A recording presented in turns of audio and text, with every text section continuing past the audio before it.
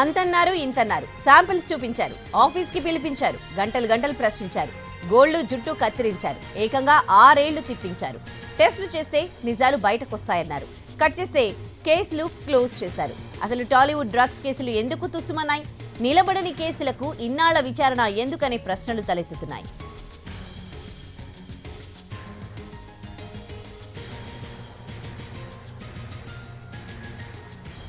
Tollywood drugs case కీలక మలుపు తిరిగింది. చిత్ర పరిశ్రమ ప్రముఖులపై నమోదైన 8 కేసుల్లో 6ంటిని కోర్టు కొట్టేసింది. చిత్ర పరిశ్రమలో డ్రగ్స్ తెరపైకి రాగానే తెలుగు రాష్ట్రాల్లో ప్రకంపనలు సృష్టించింది.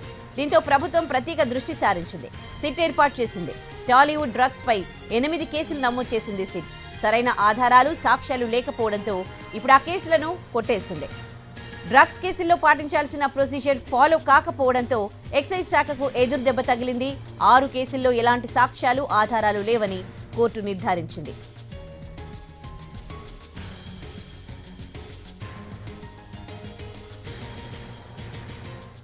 రెండు 2017లో టాలీవుడ్ డ్రగ్స్ కేసు దేశవ్యాప్తంగా సంచలనం సృష్టించింది. టాలీవుడ్కు చెందిన కొందరు సినీ ప్రముఖులు మాదక ద్రవ్యాలు తీసుకున్నారని అబ్కారీ శాఖ కేసులు నమోదు చేసింది. డ్రగ్ పెడ్లర్ కెల్విన్తో పాటు వాటి లావాదేవీలు నిర్వహించారన్న అభియోగాలతో ప్రముఖులను విచారించింది. ఎక్సైజ్ శాఖ మొత్తం 12 కేసులను నమోదు చేయగా వాటి అభియోగ పత్రాలను సమర్పించింది.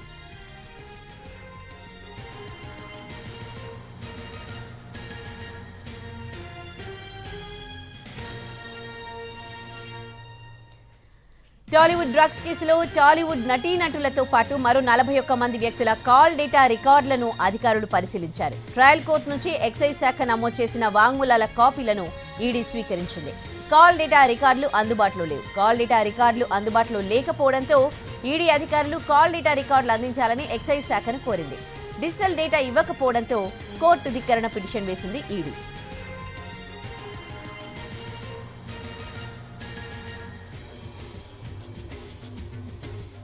చివరకు సెలబ్రిటీలకు క్లీన్ చిట్ వచ్చినా ఇన్నాళ్లు మానసిక క్షోభకు ఎవరు బాధ్యత వహిస్తారనేది సమాధానం లేని ప్రశ్నగానే మిగులుతోంది.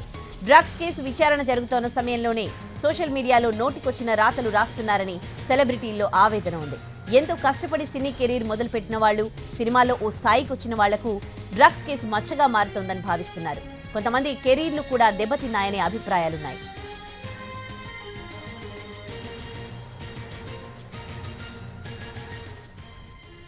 ఏదైనా తప్పు చేస్తే శిక్ష పడింది అనుకోవచ్చు. కానీ కేవలం విచారణకు వెళ్లినందుకే సమాజంలో దోషులుగా ముద్ర వేయించుకుని ఎవరికీ ముఖం చూపించలేక మానసిక క్షోభ అనుభవించారు సెలబ్రిటీలు.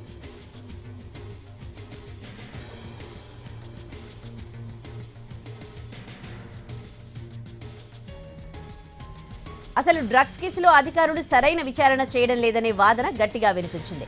ఎలాంటి బలమైన ఆధారాలు లేకుండా సెలబ్రిటీల జీవితంతో ఆడుకుంటున్నారనే విమర్శలు కూడా ఉన్నాయి. ఏళ్ల తర్వాత ఛార్జ్షీట్ ఫైల్ చేసి కూడా సెలబ్రిటీల పాత్రపై ప్రస్తావన మాత్రం కనిపించదు. జెట్ స్పీడ్లో నడిచిన విచారణ ఆ తర్వాత నత్తనడకన ఎందుకు సాగుతుందో తెలియదు. ఓ దశలో ఎందుకు దూసుకెళ్లిందో, తర్వాత ఎందుకు నిదానించిందో చెప్పేదెవరు? దీంతో డ్రగ్స్ కేసులో లోగుట్టు పెరుమాళ్ల కెరుక అనుకోవడం తప్ప చేసేదేం కనిపించడం లేదు.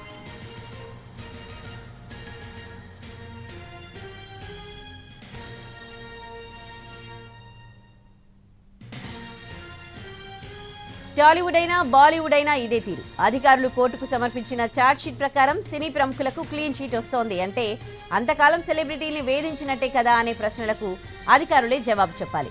ఎంత సెలబ్రిటీలైనా వాళ్లు మనుషులే. వాళ్లకు మానవ హక్కులు, సమాజంలో గౌరవ ప్రతిష్టలు, కుటుంబం అన్నీ ఉంటాయి. సినీ ప్రముఖులనే పేరుతో వారిని ఇష్టారాజ్యంగా వ్యవహరించడం సరైందేనా అనే వాదన తెరపైకి వస్తోంది. సెలబ్రిటీ అయినా సామాన్యుడినైనా వ్యక్తిగతం, ప్రైవసీ ఉంటాయి. చట్టాన్ని ఉల్లంఘించినప్పుడు ఆ వ్యవహారాలు కొంతవరకు బాహాటమయ్యే పరిస్థితి ఉంటుంది. కానీ నేరస్తులకు కూడా హక్కులుంటాయంటారు. కానీ డ్రగ్స్ కేసులో ఏం చేశారో లేదో తేలకుండానే సినీ ప్రముఖులు శిక్ష అనుభవిస్తున్నారు.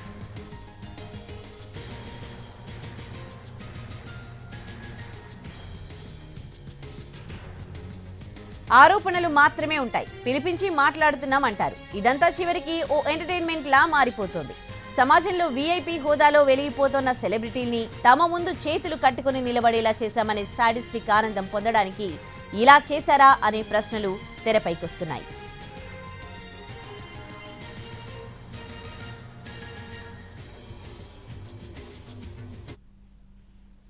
Tollywood top heroine Rakul Preet Singh కూడా మానసికంగా చాలా ఇబ్బంది పడింది.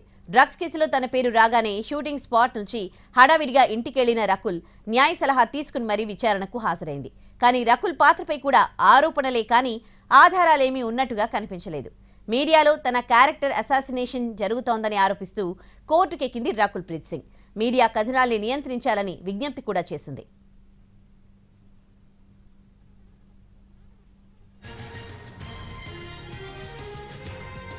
ఇలా నంబర్ 1 స్థానంలో ఉన్న సెలబ్రిటీ దగ్గర నుంచి చిన్న చిన్న స్టార్ల వరకు అందరూ డ్రగ్స్ కేసు కారణంగా ఇబ్బంది పడ్డవాళ్లే, మానసికంగా నరకం అనుభవించిన వాళ్లే.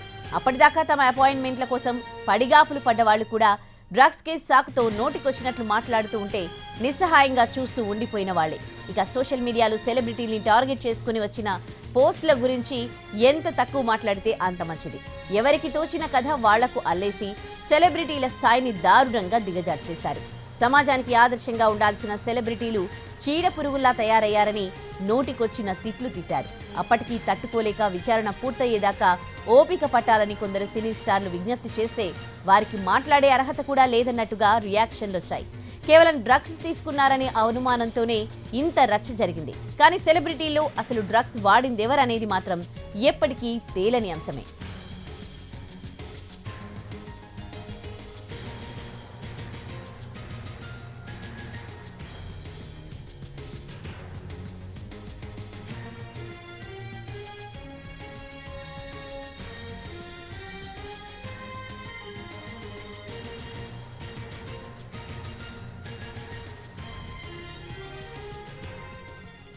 టాలీవుడ్లో డ్రగ్స్ కేసు ఇండస్ట్రీని కుదిపేసింది. స్టార్ హీరోలు, డైరెక్టర్లు మొదలుకొని చిన్న చితక నటుల వరకు డ్రగ్స్ తీసుకున్నట్లు ఆరోపణలొచ్చాయి.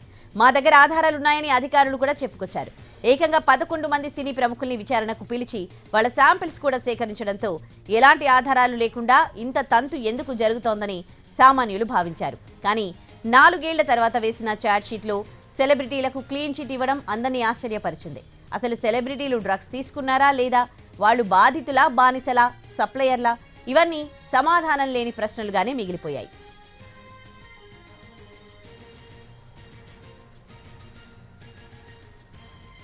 కెల్విన్ అరెస్ట్తో మొదలైన డ్రగ్స్ కేసు విచారణ మొత్తం సినీ ఇండస్ట్రీ చుట్టూనే తిరిగింది. కొన్ని రోజుల పాటు హైడ్రామా నడిచింది. విచారణకు హాజరైన ప్రముఖుల ద్వారా మరింత మంది సినీ పెద్దల బాగోతాలు వెలుగులోకి వచ్చాయని, మరికొంతమందికి నోటీసులు వెళ్తాయని కూడా వార్తలు హల్చల్ చేశాయి. కానీ ఛార్జ్షీట్ చూశాక ఈ మాత్రం దానికి అంత హడావిడి ఎందుకు చేశారనే ప్రశ్నలు తెరపైకొచ్చాయి. అసలు సెలబ్రిటీల్ని రోజుల తరబడి విచారించి ఏం సాధించారనే అనుమానాలు వినిపించాయి.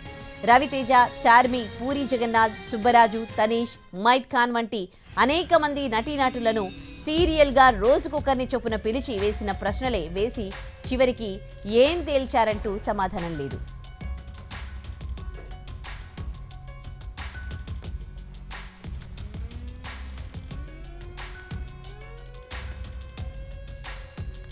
ప్రభుత్వ యంత్రాంగానికి వేరే పనేదీ లేనట్టు ఏళ్ల తరబడి ఒక కేసు చుట్టూ తిరిగారు.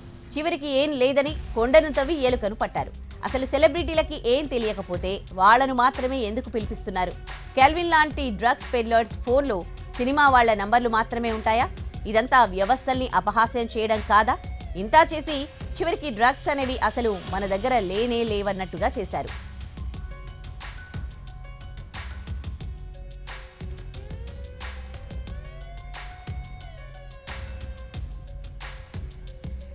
దేశంలో వివిధ భాషల సినిమా ఇండస్ట్రీలతో డ్రగ్స్ మాఫియాకున్న సంబంధాల గురించి చాలా కథనాలు వినిపిస్తాయి. 1970ల నుంచి బాలీవుడ్లో డ్రగ్స్ వాడకం ఉందని చెప్తారు. ఇటు హైదరాబాద్, బెంగళూరులోనూ సెలబ్రిటీలకు డ్రగ్స్ అలవాటు ఉందనే వాదన ఉంది. ఈ నేపథ్యంలో సెలబ్రిటీ డ్రగ్స్ కేసు బయటకు వచ్చినప్పుడల్లా అందరూ కాకపోయినా కొందరైనా ఖచ్చితంగా డ్రగ్స్ తీసుకుని ఉంటారని భావిస్తారు. టాలీవుడ్ డ్రగ్స్ కేసులో అయితే ఏకంగా సిట్ వేశారు. ఎప్పుడూ లేని విధంగా సెలబ్రిటీల్ని గంటల తరబడి విచారించారు. దీంతో దాల్ మే కుచ్ కాలా హై అనే డౌట్లు బలపడ్డాయి. కానీ అందరికీ సెలబ్రిటీలకు క్లీన్ చిట్ ఇచ్చి మొత్తం తుస్సుమనిపించారు.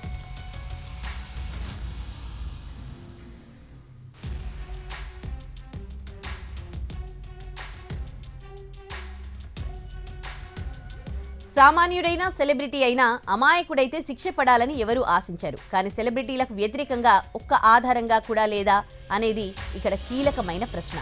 అదే నిజమైతే అసలు సినీ స్టార్లను విచారణ పేరుతో ఎందుకు ఇబ్బంది పెట్టారనే ధర్మ సందేహం అందరికీ ఉంది. విచారణ సమయంలో జరిగిన హడావిడి చూస్తే ఖచ్చితంగా ఒకరిద్దరు స్టార్లు కటకటాలు లెక్క పెడతారని అందరూ అనుకున్నారు. కానీ ఆ తర్వాత క్లీన్ చిట్ ఇచ్చారు.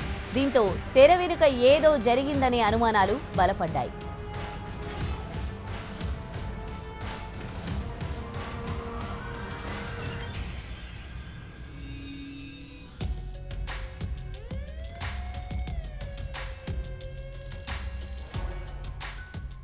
అసలు డ్రగ్స్ కేసులో అధికారులు సరైన విచారణ చేయలేదనే వాదన గట్టిగా వినిపిస్తోంది. ఎలాంటి బలమైన ఆధారాలు లేకుండా సెలబ్రిటీల జీవితంతో ఆడుకుంటున్నారనే విమర్శలు కూడా ఉన్నాయి. సెలబ్రిటీల శాంపిళ్లు తీసుకుని కూడా వాళ్ళు డ్రగ్స్ తీసుకున్నారో లేదో స్పష్టత ఇవ్వకపోవడం ఆశ్చర్యం కలిగిస్తోంది. ఏళ్ల తర్వాత ఛార్జ్షీట్ ఫైల్ చేసి కూడా సెలబ్రిటీల పాత్రపై ప్రస్తావన మాత్రం కనిపించదు. జెట్ స్పీడ్లో నడిచిన విచారణ ఆ తర్వాత నత్త నడకన ఎందుకు సాగుతుందో తెలీదు. ఓ దశలో ఎందుకు దూసుకెళ్లిందో, తర్వాత ఎందుకు నిదానించిందో చెప్పేదెవరు? దీంతో డ్రగ్స్ కేసులో లోగుట్టు పెరుమాళ్లకెరుక అనుకోవడం తప్ప చేసేదేం కనిపించడం లేదు.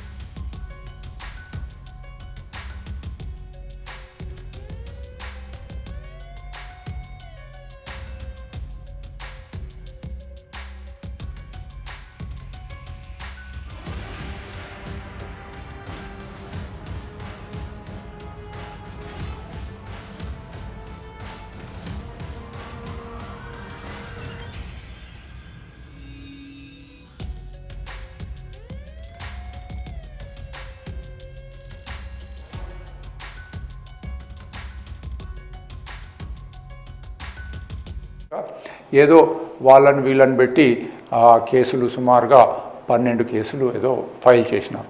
2017లో ఏదైతే సంచలనమైందో టాలీవుడ్ డ్రగ్స్ కేసు అని, అది ఇవాళ ఆల్మోస్ట్ క్లోజ్ అయిపోయే స్టేజ్కి వచ్చేసింది. మొదలే ఆ ఛార్జ్షీట్లోనే వాళ్ళ పేర్లు లేవు. అది ఇంతకు మొదలు కన్జంప్షన్ సెంటర్ ఉండే, ఇవాళ డిస్ట్రిబ్యూషన్ సెంటర్గా అయిపోయింది. గోవా నుంచి విపరీతంగా వస్తూ ఉంది. ఇది గోవాలో మరి ఎందుకు ఆపుతలేరంటే ఏదో కుంటి సాగు చెప్తా ఉన్నారు. ఏంటంటే ఇది టూరిస్ట్ స్పాట్, గోవా యొక్క ఎకానమీ అంతా టూరిజం మీద ఉంది. ఇక్కడ మేము డ్రగ్స్ అని అదని బాగా స్ట్రిక్ట్ చేస్తే విదేశాల నుంచి వచ్చే వాళ్ళు రారని చెప్పి, అది కరెక్ట్ ప్రొసీజర్ కాదు. 2017లో హైదరాబాద్ నగరానికి డ్రగ్స్ వస్తున్నాయి, మాదక ద్రవ్యాలని హైదరాబాద్ ఎక్సైజ్ స్టేషన్లో అలాగే మేడ్చల్లో కూడా కేసులు బుక్ చేసినారు. దాని మీద సుమారుగా ఒక 60 మందిని ఎగ్జామిన్ చేసినారు. దాంట్లో ఒక 12 మంది ముఖ్యంగా సినీ ఫీల్డ్కి సంబంధించినటువంటి సెలబ్రిటీస్ ఉన్నారు. ఇనిషియల్లీ చాలా ఫాస్ట్గా నడిచింది. వాళ్ళ ఆఫీస్కి పిలిపించడము, ఎంక్వైరీస్ చేయడము, తర్వాత ఎవిడెన్స్ కలెక్ట్ చేయడానికని వాళ్ళ డ్రగ్స్ వాడినారా లేదని చెప్పి వాళ్ళ వెంట్రుకలు తర్వాత గోర్లు కూడా తీసుకొని ల్యాబ్కి పంపుతామన్నారు. ఈ స్టేజ్ లోపల రాజకీయం యొక్క ఇంటర్ఫిరెన్స్ అయిపోయింది. కేసులు